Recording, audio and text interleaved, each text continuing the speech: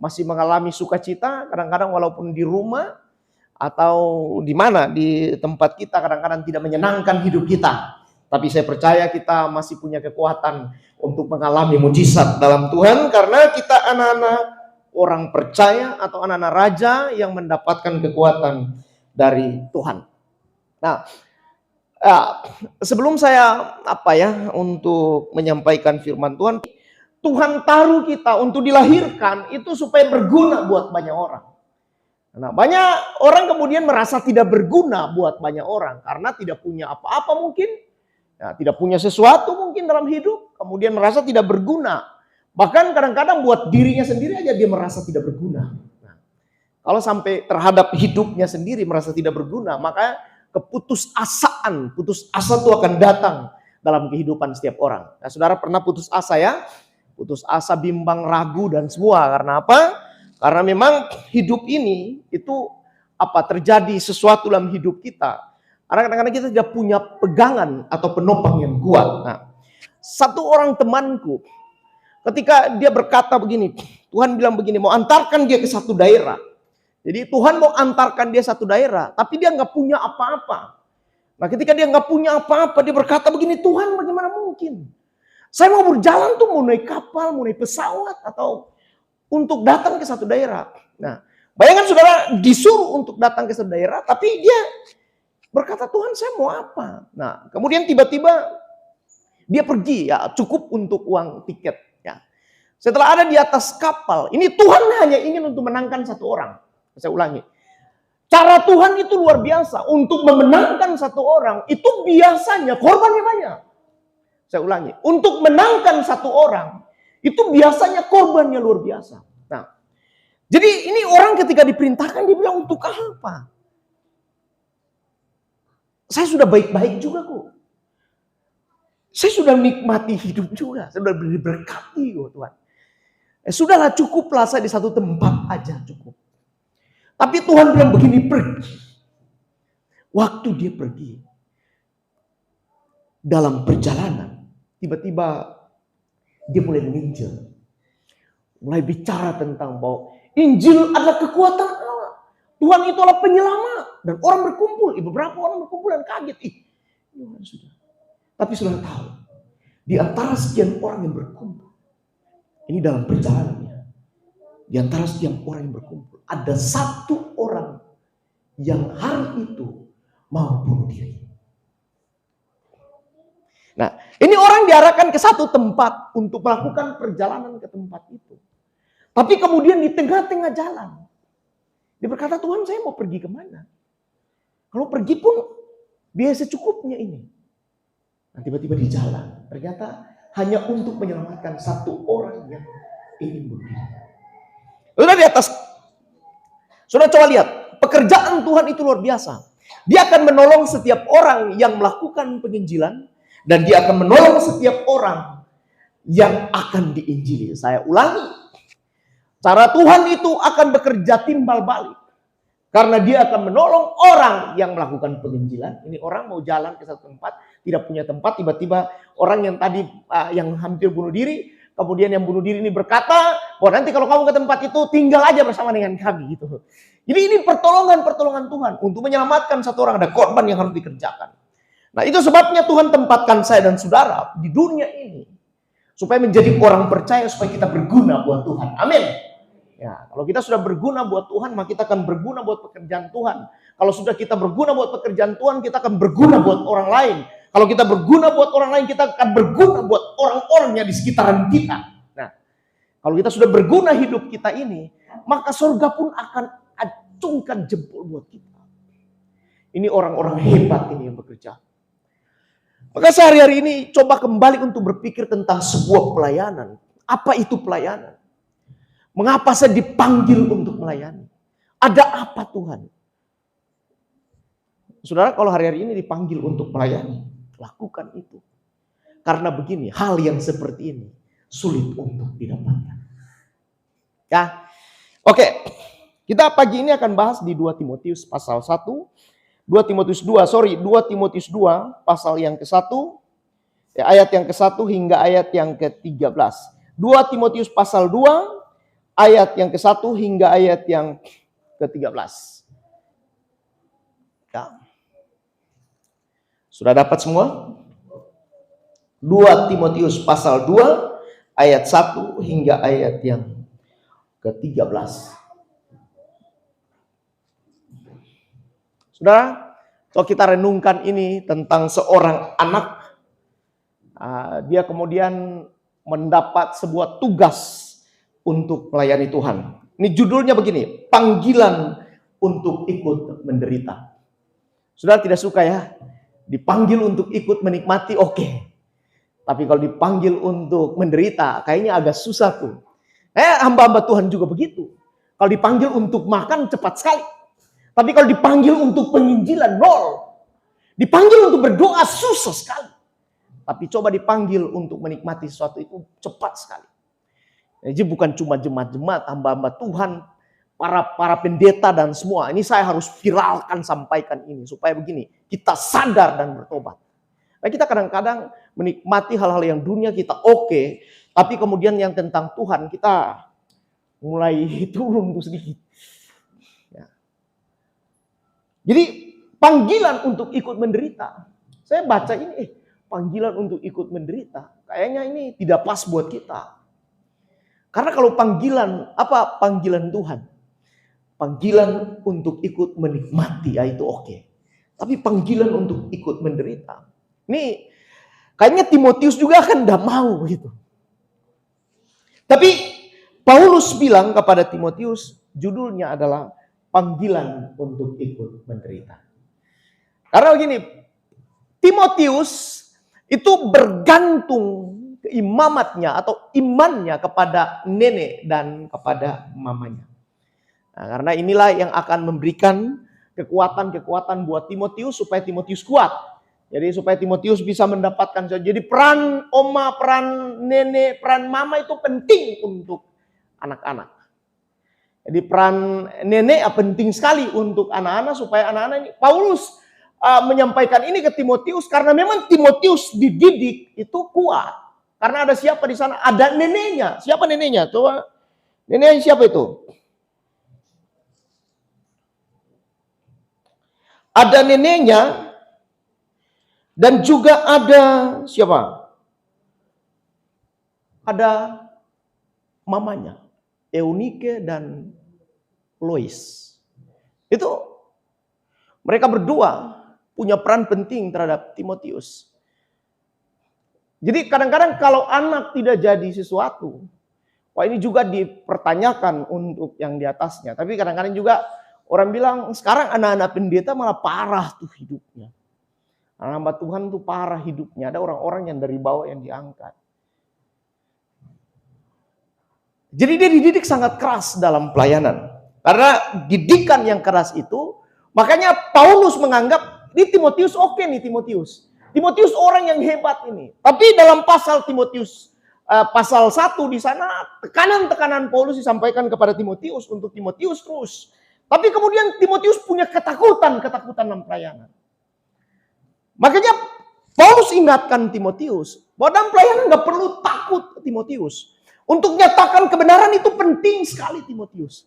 Karena begini, kalau kamu tidak nyatakan kebenaran, maka kebenaran itu tidak akan bisa memerdekakan orang. Kalau yang kamu sampaikan bukan kebenaran. Karena kebenaran tidak akan bisa memerdekakan orang kalau itu bukan kebenaran. Maka ini diingatkan oleh Paulus kepada Timotius. Panggilan untuk ikut menderita. Timotius pikir, wow, saya kalau ikut Tuhan mungkin kita ikut Tuhan aja, nyaman kayaknya tuh ya. Ikut Tuhan sama-sama nyaman, enak semua. Kayaknya kita diberkati ya. Kalau kita lakukan ini kita diberkati. Tidak ada persoalan dalam hidup. Kayak biasa-biasa saja. Orang Kristen yang biasa-biasa aja tuh hati-hati. Lebih baik maju biar bertati-tati daripada diam di tempat atau mundur. Bahaya. Dia bertati-tati sambil menderita. Tapi maju. Jangan diam di tempat. Kalau diam di tempat, maka iblis akan menggerogoti hidup kita. Nah, panggilan untuk ikut menderita. Saudara mau enggak? Kemudian panggilan ini datang dalam hidupmu. Panggilan untuk ikut menderita. Orang hari ini kalau pemilihan majelis, pemilihan apa semua, orang berbondong-bondong datang. Karena memang sekarang pelayanan bukan untuk ikut dalam penderitaan, bukan. Untuk apa? Menjaga nama baik satu. Yang kedua, supaya orang lihat saya ada pelayanan. Yang ketiga, supaya orang lihat, oh ini orang dipakai Tuhan. Kan begitu pelayanannya. Jadi kalau ada pemilihan di mana-mana, orang mulai posting di Facebook di mana semua. Oh, saya dipilih jadi majelis 1 periode. Jadi gitu, 1 periode, bayangkan 1 periode. 20 periode aja Tuhan gak hitung, apalagi cuma 1 periode. Nah ini yang terjadi. Kemudian itu menjadi sebuah kebanggaan. Nah panggilan kita lain sekarang. Ya, ini masuk dalam pelayanan ya. Jadi pelayanan ini ditawarkan untuk ikut menderita. Saya ulangi.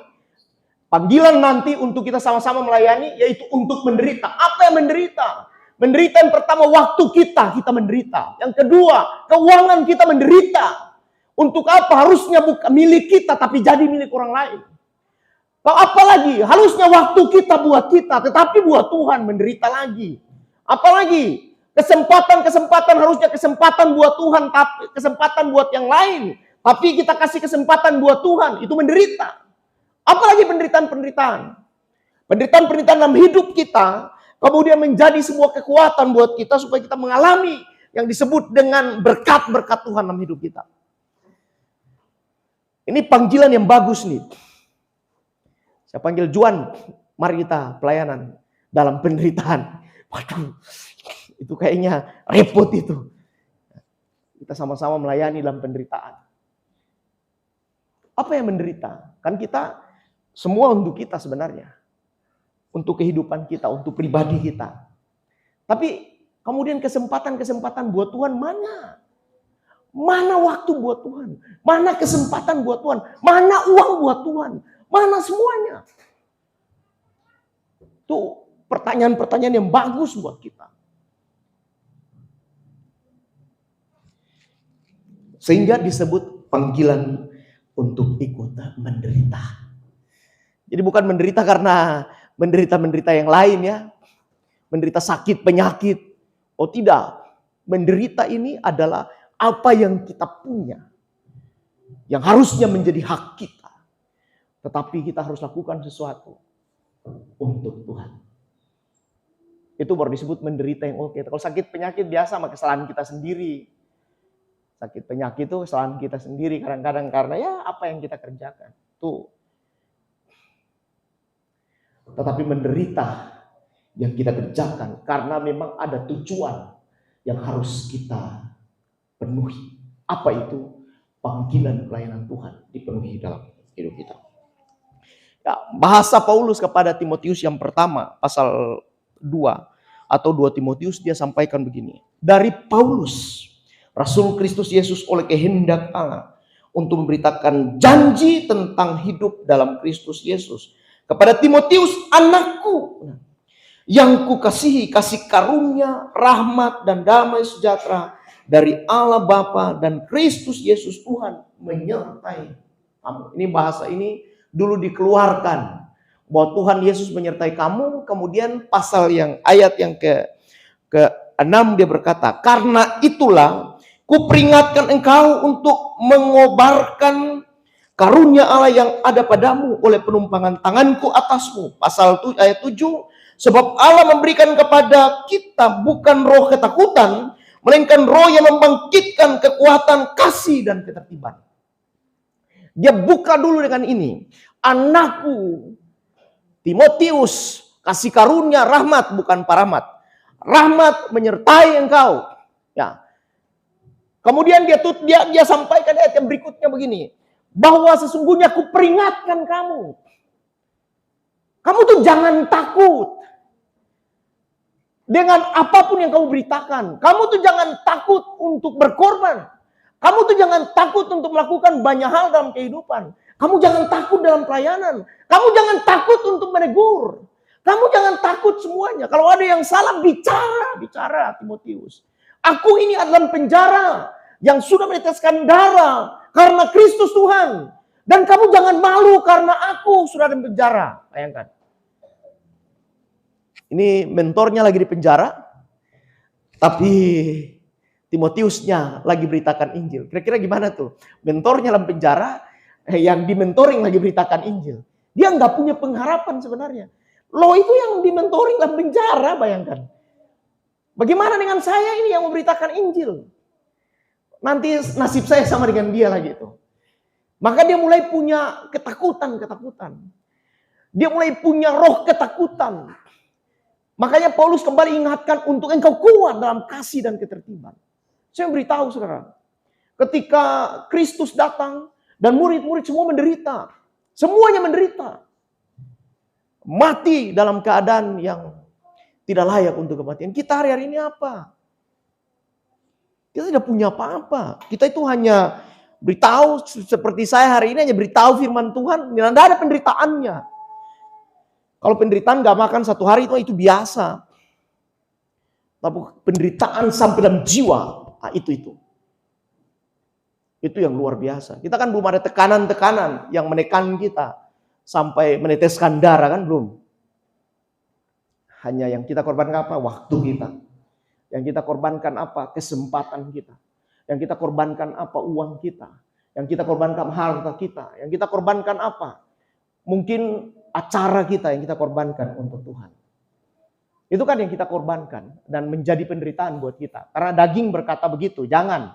Tapi roh berkata iya. Nah, jadi yang kita korbankan itu. Panggilan untuk ikut menderita. Ini adalah panggilan terbaik dalam hidup kita. Mengapa panggilan ini datang untuk ikut menderita? Karena tidak ada tawaran dalam Injil. Berkata begini. Bahwa tawaran begini. Mari kamu ikut aku dan kamu tidak pikul apapun. Tidak ada tawaran itu. Yang ada tawaran adalah ikut aku dan pikullah salib. Itu tawarannya. Ya kalau ada orang tawarkan yang baik-baik tentang Tuhan, maksudnya yang nyaman-nyaman tentang daging, itu kayaknya saya juga pertanyakan. Karena kalau tentang daging kita tawar yang oke-oke, ya, mungkin akan menyenangkan kita. Tetapi menderita buat jiwa kita. Saudara, penderitaan itu bukan karena hanya terjadi secara fisik ya, saudara menderita sakit, saudara menderita. Tapi kan tidak kelihatan jiwa menderita. Biar punya banyak semua, punya banyak uang, banyak harta, punya banyak semua. Tapi saudara tahu enggak, saudara tidak lihat di dalamnya. Tapi di dalam hidup orang ada penderitaan yang mungkin saudara nggak tahu. Kalau yang fisik kan saudara lihat orang sakit, menderita dan lain sebagainya kan kelihatan. Tapi penderitaan dalam batin itu tidak tahu. Itu sebabnya yang Tuhan maksudnya begini. Kita menang di dalam batin dan juga di dalam jasmani. Ya, menang ya dalam batin biar hidup biasa-biasa. Tapi ya Tuhan terima kasih ya buat berkat-Mu. Terima kasih buat apa yang Tuhan berikan buat kami. Oh, terima kasih. Ya kadang-kadang dimarah-marahin juga. Tapi terima kasih Tuhan. Tuhan baik ya. Hari ini panggilannya kepada kita semua adalah ikut menderita. Saya baca ayat ini. Sebab itu hai anakku jadilah kuat oleh kasih karunia di dalam Kristus Yesus. Apa yang telah engkau dengar daripadaku di depan banyak saksi, percayakanlah itu kepada orang-orang yang dapat dipercaya. Yang juga cakap untuk mengajar orang lain. Ikutlah menderita seorang prajurit yang baik dari Kristus Yesus. Seorang prajurit yang sedang berjuang tidak memusingkan dirinya dengan soal-soal penghidupannya. Supaya dengan demikian ia berkenan kepada komandannya. Seorang olahragawan hanya dapat memperoleh mahkota sebagai juara apabila ia bertanding menurut peraturan-peraturan olahraga. Seorang petani yang bekerja keras haruslah pertama menikmati hasil usahanya. Perhatikanlah apa yang katakan, Tuhan akan memberi kepadamu pengertian dalam segala sesuatu. Jadi ini diingatkan Paulus kepada Timotius untuk begini, jadilah kuat dan dalam kasih karunia Yesus Kristus. Jadi saudara harus kuat dalam kasih karunia. Kalau Tuhan kasih karunia buatmu, kamu harus kuat untuk melakukan dalam setiap kehidupan. Karena orang pikir kasih karunia, hanya kasih karunia Tuhan kasih kepada dia untuk menikmati berkat, tidak. Kasih karunia itu termasuk penderitaan, termasuk apapun kasih karunia. Kita harus kuat di dalamnya. Kasih karunia untuk melayani. Kasih karunia untuk mendapatkan panggilan Tuhan. Kasih karunia untuk menikmati berkat Tuhan. Kasih karunia semua. Itu harus kita kuat untuk melakukan dalam kehidupan kita. Saya dan saudara harus kuat untuk berjalan, menikmati, dan juga harus kuat dalam segala keadaan. Orang kadang-kadang diberi kasih karunia dan tidak kuat untuk memelihara kasih karunia itu. Pengertian kasih karunia sudah tahu kan, tidak sanggup saudara kerjakan, makanya dikerjakan oleh Tuhan. Itu namanya kasih karunia. Yang tidak bisa saudara dan saya buat, hanya bisa dikerjakan oleh kerajaan sorga buat kita. Kalau pekerjaan kan bisa ya saudara buat ya. Usaha bisa ya dibuat ya. Ya. Apalagi kalau ada yang sakit, mungkin sakit-sakit luar bisa disembuhkan ya. Apalagi masih banyak yang lain masih bisa kita kerjakan. Naik pesawat masih bisa ya, jalan naik pesawat bisa terbang ke Jakarta. Masih bisa naik mobil, masih bisa jalan ke Toraja. Yang saudara tidak bisa buat adalah tiba-tiba ada di Toraja yang saudara tidak bisa buat. Tiba-tiba di Jakarta saudara nggak bisa buat. Itu hanya bisa dikerjakan oleh Tuhan. Belum sekarang, nanti. Karena kalau dibuat sekarang, saudara dikategorikan hantu. Nah, apa tiba-tiba di sini, tiba-tiba di sana. Maka sekarang belum ya. Nanti Tuhan akan buat hidup kita. Karena begini, supaya kemuliaan Tuhan dinyatakan. Nah, itu hanya bisa dikerjakan oleh Tuhan. Apalagi keselamatan tidak bisa saudara buat, maka harus Tuhan yang buat dalam hidup kita. Untuk mencucurkan darah, membawa darah kepada Tuhan hanya bisa dikerjakan oleh Kristus karena saudara dan saya belum pernah ke sorga. Jadi makanya hanya Kristus yang bisa bawa darahnya untuk dipersembahkan, kemudian darah itu menjadi tebusan. Nah, hanya itu yang itu bisa Kristus kerjakan. Mati dari antara orang mati, bangkit dari antara orang mati dan tidak mati-mati lagi, hanya Kristus yang bisa melakukannya. Kita semua tidak bisa melakukan. Itu sebabnya yang semua yang dilakukan oleh Kristus itu menjadi milik bagian kita. Amin.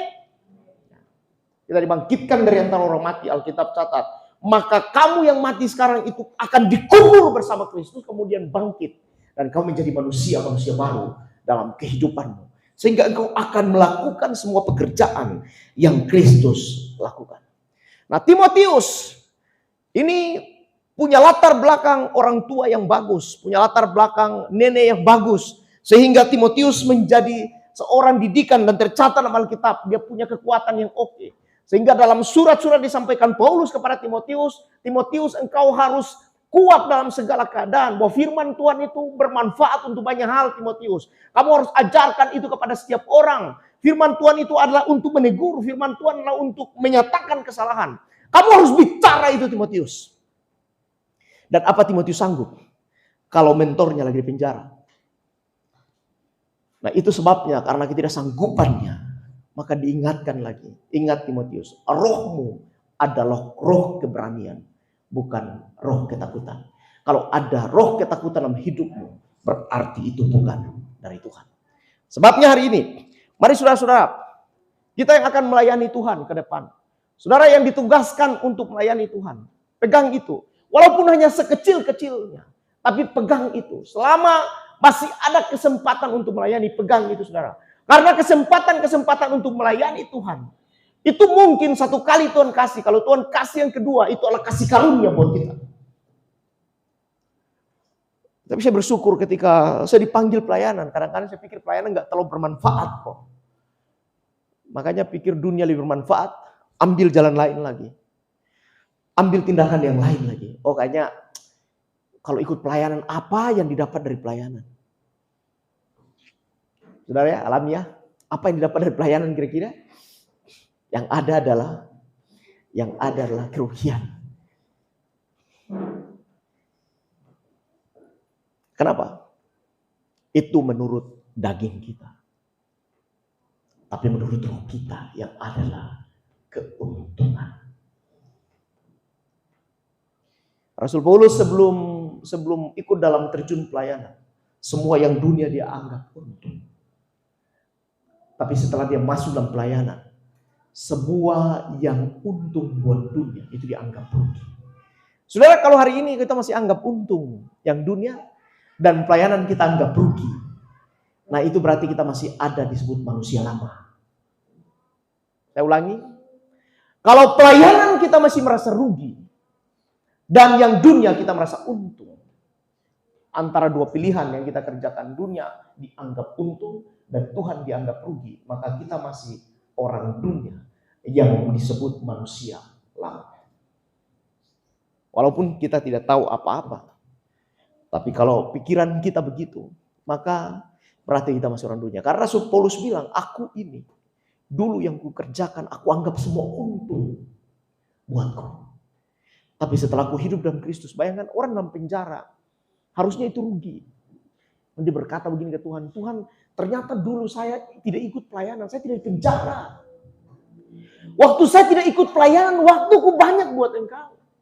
Waktu saya tidak ikut pelayanan, waktu saya bersama-sama dan tidak ikut dalam pelayanan, maka hidupku itu sebenarnya baik-baik saja. Tapi setelah saya ada dalam pelayanan, kenapa semua harusnya pernyataannya begitu? Dulu waktu dia tidak pelayanan, apa? Yang ada adalah kekayaannya, pengetahuan, ilmu, semua dia dapat. Pujian dari orang-orang di sekitarnya, semua dia dapat. Wow, Rasul Paulus itu luar biasa. Seorang yang pintar, cerdas. Gamaliel aja akui sama Paulus. Itu salah satu imam terbaik. Dia pengajar terbaik. Tapi kemudian mengakui sama Paulus. Karena Paulus orang hebat waktu itu. Tapi setelah dia ikut Tuhan, dia ikut Kristus yang dihina, Kristus yang dianggap orang tidak punya pengertian, Kristus yang dianggap oleh para imam pada waktu itu tidak punya apa-apa, Kristus yang dianggap oleh raja pada waktu itu adalah seorang yang hina, Kristus yang dianggap oleh para penghina waktu itu atau orang-orang sederhana waktu itu hanya seorang tukang kayu. Itu dianggap begitu, tidak ada apa-apa. Tapi ketika Paulus ikut dia, ikut Kristus, Paulus bilang begini, yang dulu ku anggap untung, sekarang ku anggap rugi. Dulu untung, tapi sekarang rugi.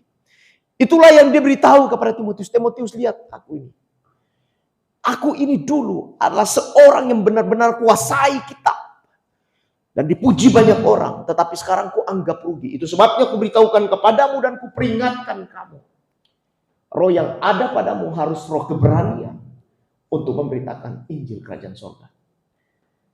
Karena memang roh keberanian ini penting.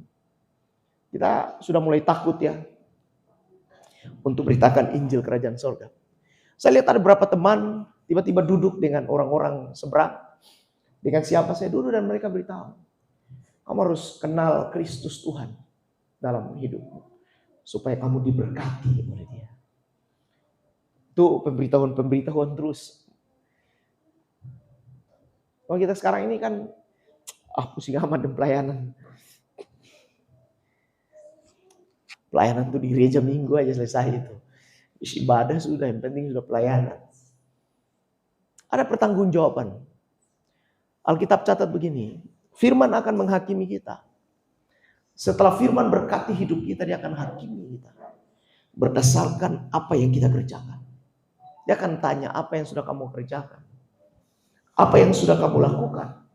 Apa yang sudah kamu buat selama hidupmu. Ya, jadi ikutlah dalam panggilan untuk melayani. Saudara yang ikut dalam panggilan untuk melayani, Alkitab catat berbahagialah engkau. Berbahagialah engkau, hai anak-anakku, karena ikut dalam perjamuan bersama dengan Kristus. Kita mau ya ikut dalam perjamuan? Perjamuan bersama Kristus. Saudara tahu ikut perjamuan bersama Kristus? Saudara tahu ikut perjamuan bersama Kristus? Waktu Kristus panggil, Tuhan Yesus panggil mereka untuk ikut perjamuan. Itu pernyataannya begini. Aku mungkin hari ini ada bersama dengan kamu. Tapi besok ke sana aku tidak bersama dengan kamu. Itu pernyataan. Kemudian dia bilang mereka begini, ikutlah teladanku. Nanti kalau aku sudah pergi, kamu juga akan mengalami sama seperti yang aku alami.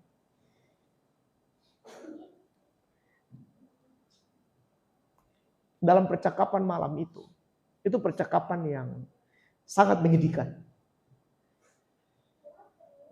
Nanti aku akan pergi, kamu mungkin tidak lihat aku lagi setelah ini. Itu pernyataan. Sehingga panggilannya adalah menawarkan sesuatu tentang kerohanian. Yaitu menyenangkan jiwa.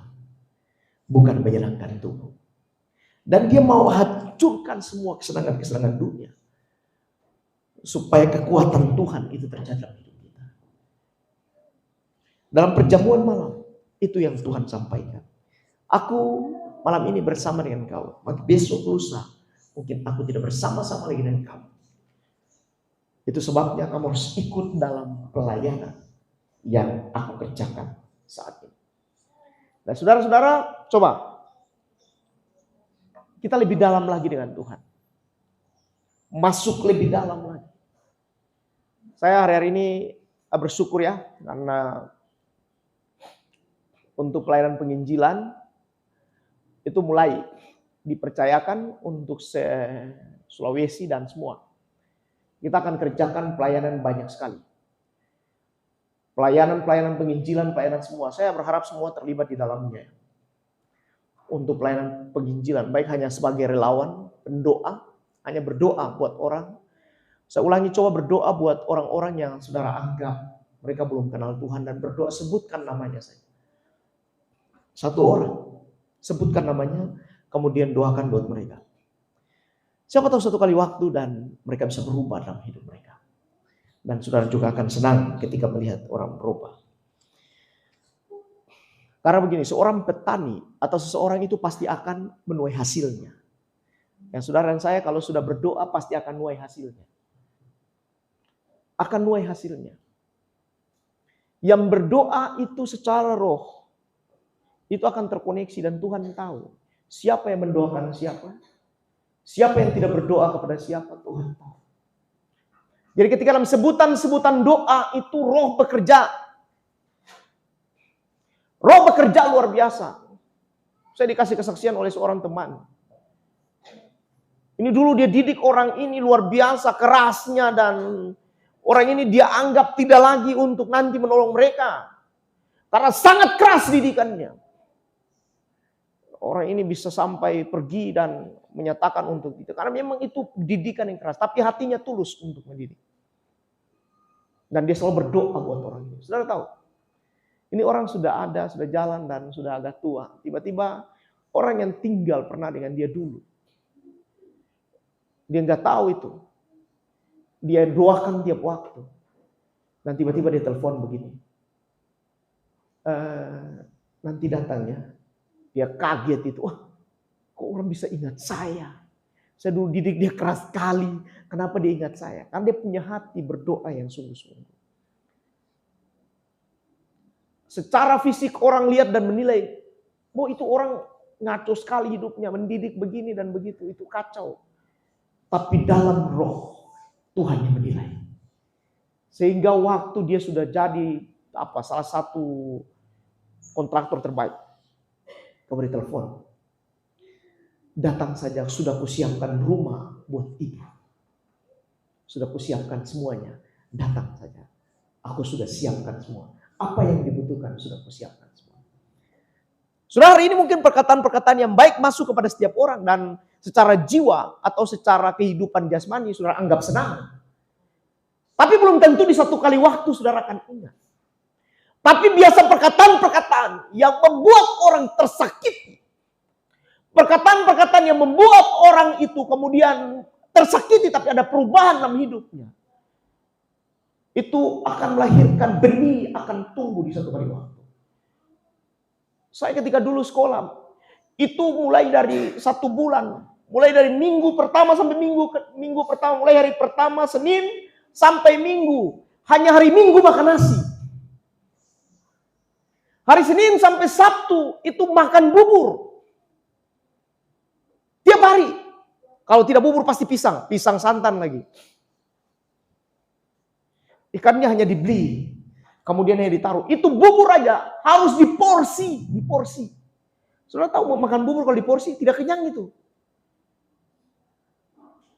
Tapi kemudian jalan baru saya sadar. Oh Tuhan, terima kasih ya. Orang ini sudah didik aku dulu. Dia buat begini pada hidupku. Bukan berarti dia nggak sayang, karena memang nggak ada. Tapi dari situ saya sadar, oh Tuhan terima kasih. Seandainya tidak begitu dulu, mana saya bisa bertahan dalam keadaan-keadaan yang sulit. Saya mulai ingat orang yang saya sekolah dulu SD. Pulang sekolah jam 1. Istirahat sampai jam 2, disuruh pergi ke kebun, sampai di kebun pulang harus pikul kayu. Kayu tahu ya kayu api. Dipikul besar-besar itu dipikul bawa pulang. Pagi-pagi jam 5:30 harus sudah bangun angkat air. Itu 1 galon yang 10 liter sampai 20 liter. Jaraknya itu hampir 1 kilo naik gunung tanjakan. Harus saya sadar, Tuhan terima kasih ya. Dan ternyata itu membekas dalam hidup saya. Orang-orang yang berkata baik-baik sama saya nggak ingat semuanya. Tidak ada yang saya ingat. Yang berkata motivasi tidak ada tuh. Tapi orang-orang yang telah membuat hidup saya mulai bangkit semangat. Saya ingat mereka semua. Oh, orang ini pernah dulu buat begini sama saya. Ingat itu. Ternyata perkataannya itu membuat saya berubah. Bisa Tuhan terima kasih. Coba saudara. Yang saudara ingat siapa? Kalau yang membekas, tapi kemudian nanti setelah dewasa sadar. Pasti diingat, oh terima kasih Tuhan. Saya dulu ketika belum datang untuk pelayanan, minta ampun, saya telah bangkrut dari usaha dan semua yang saya kerjakan itu penghinaan datang kiri kanan. Itu saya sampai mengadu kepada Tuhan, Tuhan kenapa begitu? Ini orang kan orang-orang gereja. Kenapa mereka menghina saya kayak begitu? Dalam hati hancur, tetapi saya harus tetap menunjukkan sukacita sebagai anak Tuhan. Jalannya waktu. Sekarang baru saya sadar. Tuhan terima kasih. Kalau saya pulang saya ketemu mereka. Makasih ya. Terima kasih buat masukan-masukanmu. Terima kasih buat semuanya. Saya bersyukur hari ini. Itu sebabnya Rasul Paulus sampaikan kepada Timotius. Timotius, kuberitahukan kepadaku, peringatkan kepadamu. Sebagai anak yang kukasihi. Untuk apa? Supaya kamu bertumbuh di dalam iman. Kamu bertumbuh dalam pelayanan. Kamu tidak punya roh ketakutan. Karena begini, petani akan menuai satu kali waktu. Tidak ada petani yang menanam kemudian tidak menuai. Petani yang menanam pasti akan menuai. Dia akan tunggu waktunya dan penuaian akan segera tiba. Memang penuaian tidak mudah. Makanya saya percaya doa yang sudah kita naikkan satu kali waktu pasti akan terjawab dengan baik. Mungkin sekarang belum, besok belum, dan lanjut belum. Tapi orang sabar, Tuhan bilang kalau kamu sabar, maka kesabaranmu itu akan memerdekakan kamu.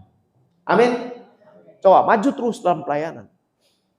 Jalani saja hidup ini, karena hidup ini akan ditentukan oleh Tuhan. Siapa yang mengerjakan apa itu akan Tuhan tentukan dalam hidupnya yang terbaik. Saya bersyukur kemarin saya melayani satu orang. Itu pagi-pagi tiba-tiba datang dan meninggal orang. Tapi datangnya ke Gereja Sahabat Indonesia. Luar biasa ya. Datangnya ke Gereja Sahabat Indonesia. Tiba-tiba pagi-pagi saya pikir siapa. Dan Pak Pendeta ini ada jemaatnya, Pak Pendeta yang meninggal. Saya lihat foto, tidak. Ini bukan jemaat di sini. Waduh, ini ada mau kegiatan lagi, ada mau apa nih, mau lihat orang mati lagi. Saya bilang ke ibu, kita berdua pergi nih. Coba lihat dulu. Ya Pak Pendeta harus pergi, lihat dulu. Lihat, saya tanya gimana tempat di keadaannya di sana. Waduh, tidak ada keluarga, tidak ada semua. Keluarganya tidak punya, ada keluarga di telepon tidak mau. Jadi kita harus lihat. Setelah lihat semua, aduh, tiba sana rumahnya berantakan, tempatnya berantakan, mayatnya begitu, belum dikasih mandi, belum semua. Datang sudah pakaian rapi, sudah rapi pakaian, udah tangan panjang lagi, sepatu lagi. Gitu. Aduh, gimana ini? Siapa yang melakukan itu? Harus turun tangan. Petinya nggak punya. Kuburnya belum punya. Jadi kerjanya dua, fisik, tenaga, dan uang harus keluar. Sudah pikir, sudah telepon satu-satu orang tuh. Ini kalau sebentar tidak cukup, maka saya akan kontak untuk tolong bantu dulu. Ya, tolong bantu dulu. Saya sudah kontak Pak John, sudah kontak Pak Rizky. Ya, sudah kontak, pokoknya saya kasih masuk di grup supaya dilihat. Maksud saya itu saya kasih masuk di grup. Supaya kalau nanti saya terkendala di keuangan, saudara akan saya hubungi. Amin. Sudah kalau begitu cepat tanggap tuh. Tapi Tuhan juga tahu keuangan saudara, tahu dia. Kalau saya lagi berdoa, Tuhan bagaimana ini ya? Coba lihat dulu ini. Saya tanya yang gereja satu teman, gimana? Oh Pak Pendeta, kami tangani kuburnya Pak Pendeta. Yang petinya nih Pak Pendeta, saya bilang itu jemaatmu. Pak Pendeta kubur, ya apa? Peti. Ya sudah. Oke, tunggu ya. Saya mulai kontak. Berapa satu peti? 3 juta.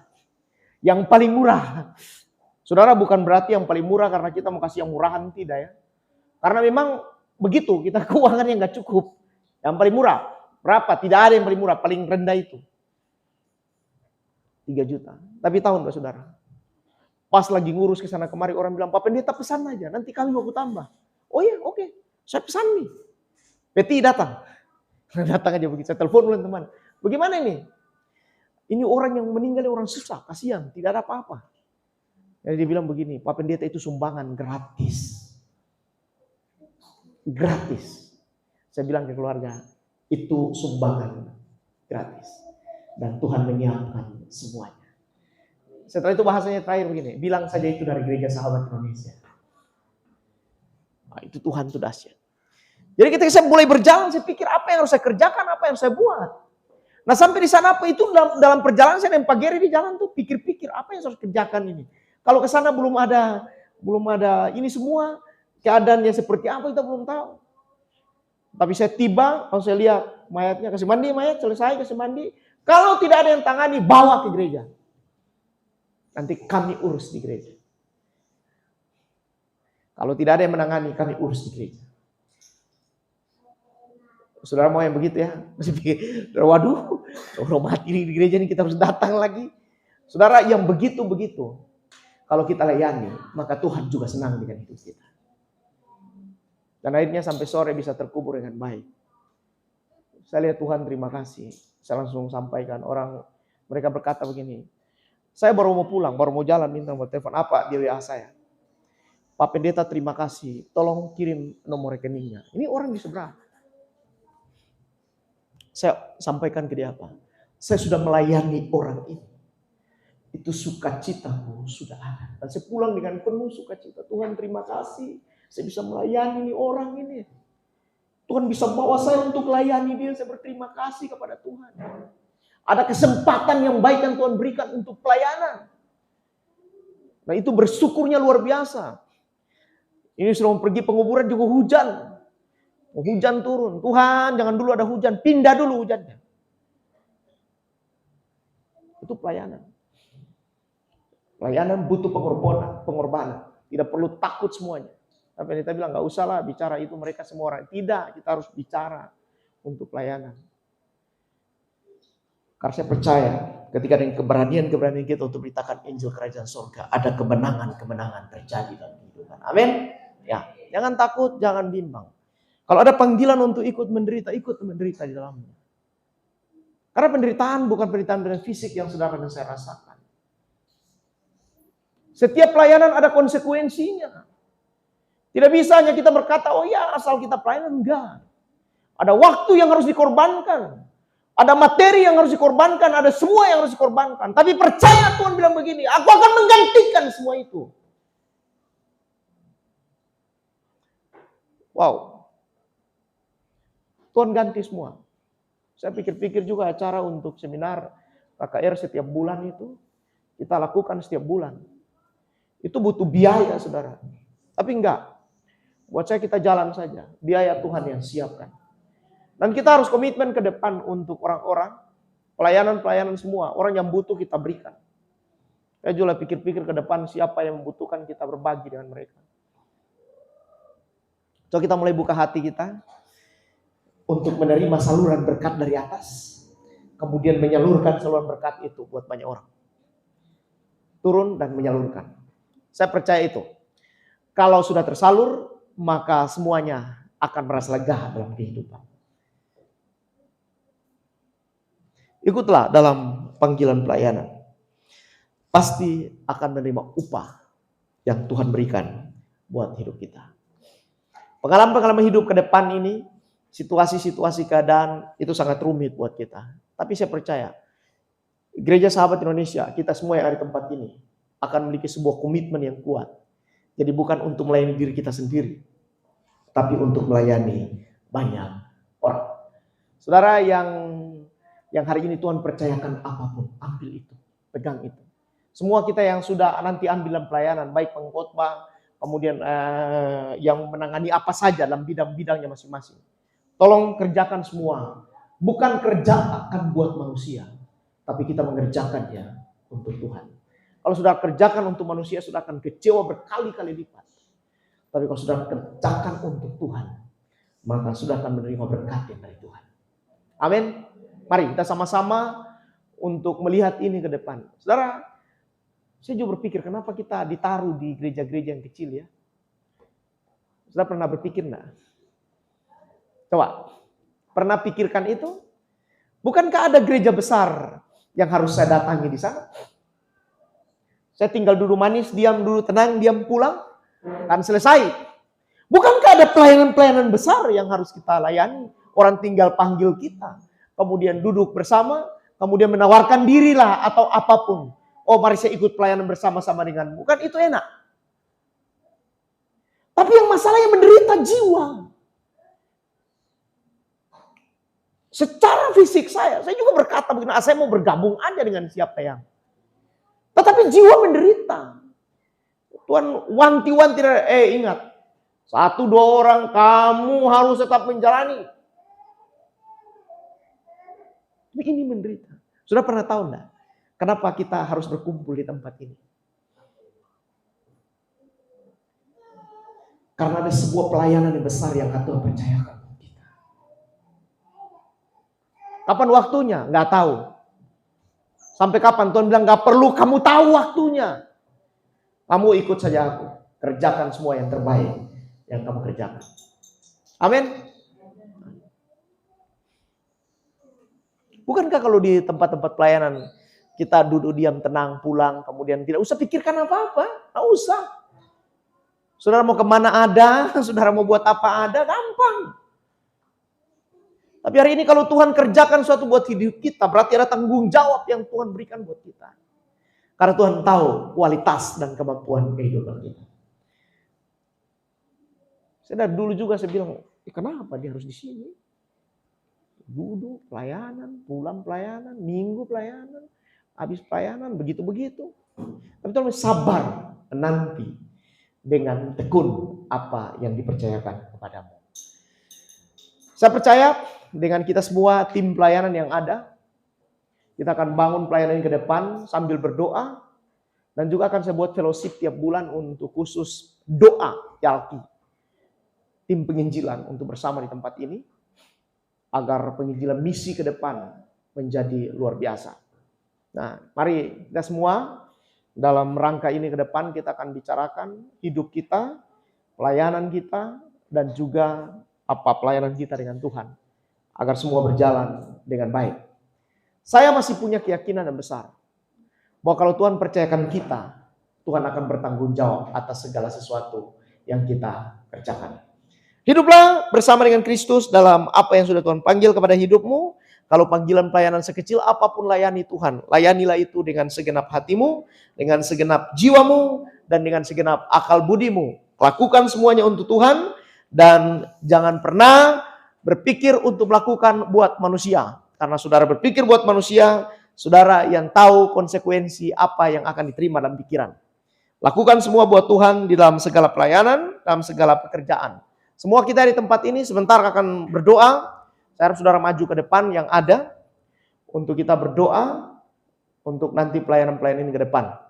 Atau berdiri saya di tempat situ, saya akan berdoa buat saudara untuk terima pelayanan-pelayanan yang ada sehingga saudara ke depan kita melayani Tuhan dengan sungguh-sungguh dan mulai ambil tanggung jawab itu. Saya berpikir pelayanan ini ke depan akan maju luar biasa dalam segala keadaan.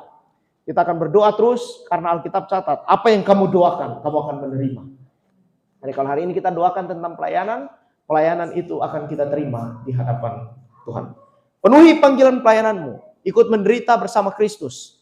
Dan pikulah salib yang Tuhan taruh dalam hidupmu supaya kamu berjalan enak dan nyaman. Orang-orang yang tidak pikul salib itu tidak berjalan enak dan nyaman. Tidak pernah orang yang tidak pikul salib itu kemudian berjalan enak. Enggak ada tuh. Yang ada adalah orang yang pikul salib, jalannya enak, nyaman di dalam segala keadaan. Ada tantangan, ada masalah, dia tetap nyaman. Apa itu salib, saudara? Nanti saudara buka dan cari sendiri. Apa itu salib? Setelah disebut kutukan, kemudian disebut kemenangan. Setelah disebut kutukan, tetapi setelah dimenangkan disebut kemenangan. Itu berarti yang saudara pikul apa? Kemenangan demi kemenangan tiap hari. Amin? Oke. Mari pemain musik ke depan. Kita akan ada penyerahan anak hari ini.